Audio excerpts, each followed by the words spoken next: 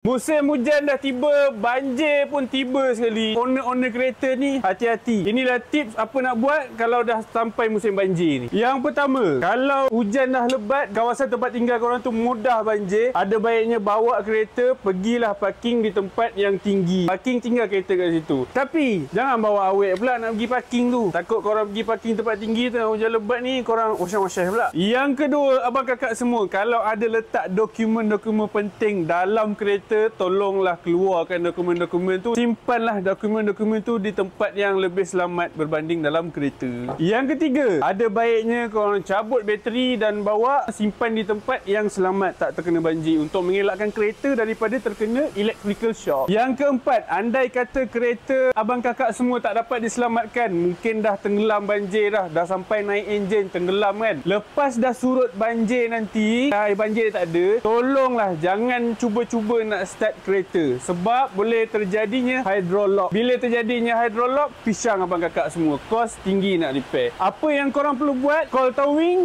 je kereta pergi bengkel, biar bengkel yang check enjin macam mana. Sebab kalau dah tenggelam, confirm air confirm akan masuk dalam enjin ni. Jangan cuba-cuba start. Yang terakhir, tengah hujan-hujan lebat ni, minta korang semua jagalah diri, berhati-hati di tengah jalan. Lagi-lagi yang bawa motor, bawa kereta pun sama, tak payah nak laju-laju tengah hujan-hujan ni. Berhati-hatilah. Kalau pada yang terkena banjir tu, kami doakan semoga urusan anda dan keluarga dipermudahkan, dan mudah-mudahan harta benda anda semua dan diri anda dijaga oleh Allah Subhanahu Wa Taala.